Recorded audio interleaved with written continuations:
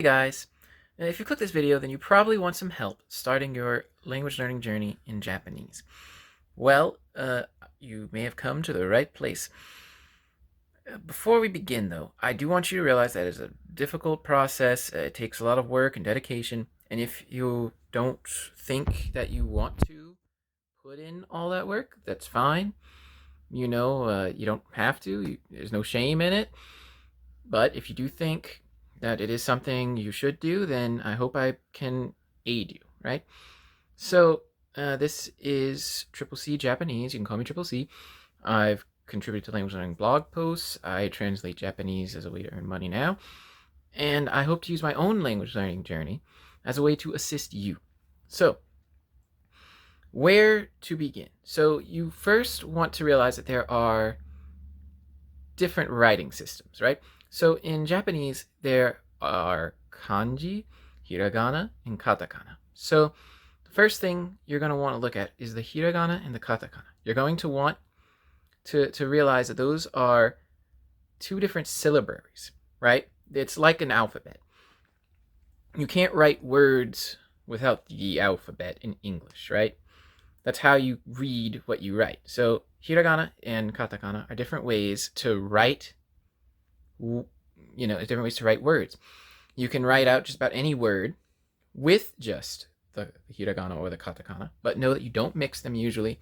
So you're going to want to have those two as separate in your mind, but you're going to want to memorize them both right off the bat. It's very important that you realize the hiragana and you realize the katakana right off the bat. Hiragana is more important because katakana is mainly just used for like foreign words, or if they want to like just jump out at you like what they're saying as a sort of like, say an advertiser, like wow, wow, and stuff like that. Now how would you do that, right? Well, just you write it, just try to do it like, it might sound scary at first, but just try to memorize it, maybe write it on a bookmark, make flashcards, do what you gotta do. Just memorize that first. It's very important that you have those memorized before you do much else. Like, maybe write it out, read it, say it out loud so you can get a sense of how things are pronounced, how they pronounce things in Japanese. And after you've done that, not before, but after, then maybe start looking at some kanji. It's important to start looking at them early, but not before you know the kana, I'd say that's more important. Look at simple kanji, right? Maybe at first, and then keep going on. Now, what's kanji? Might be thinking, what is that? Well, it's like each one has its own meaning, basically. Many of them are just standalone words by themselves, and there are thousands of them, and you put them together and with others, and they make other words and have other meanings, right? They have different ways to pronounce them. So all this sounds complicated and scary, right? I will make my own separate video on it, maybe how to study it, look at different components of kanji, right?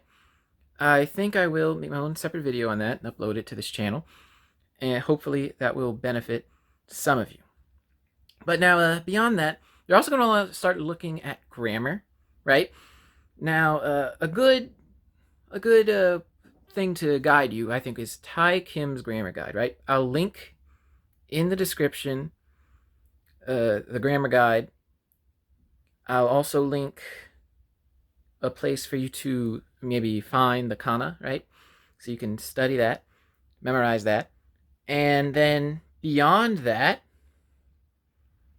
like while all this is going on, you're going to want to be also taking in Japanese media, like hearing it, right? You're going to want to listen.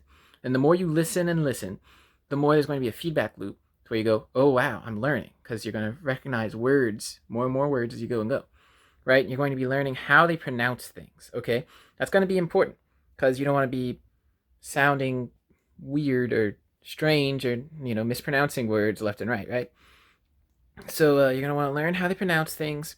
You're going to want to learn what they're saying and, maybe some language patterns. A good example of like a media, like sound to listen to would be a news broadcast, right? They speak clearly on the news. Sometimes they even have the words on the bottom of what they're saying, right? So news clips, stuff like that is a good example of something very good to listen to to learn more and more as you go on in learning Japanese. So beyond that, you're going to want to just keep in mind, right? It's not, don't let it bother you too much right now. Just keep it in mind that there are different dialects in Japanese. So where you go, they might have a different dialect. Most broadcasts and stuff you're going to see like on the media is going to be like standard dialect, unless they make a point of it not being standard dialect, But so just keep that in mind. And, I think that'll be good enough as an introduction. Just pay attention to, say in English, what you might call like an emphasis, right? Make sure that the emphasis isn't on the wrong syllable, right? Stuff like that. So make sure that all that works pretty well. And I think that'll do as an introduction. If you want to go deeper, and I hope you do if you've watched this video, then, but once again, if you think it's too much, no shame in not going through with it. But if you do, hit the subscribe button, click the bell if you want to get notified if I make future videos, and peace out.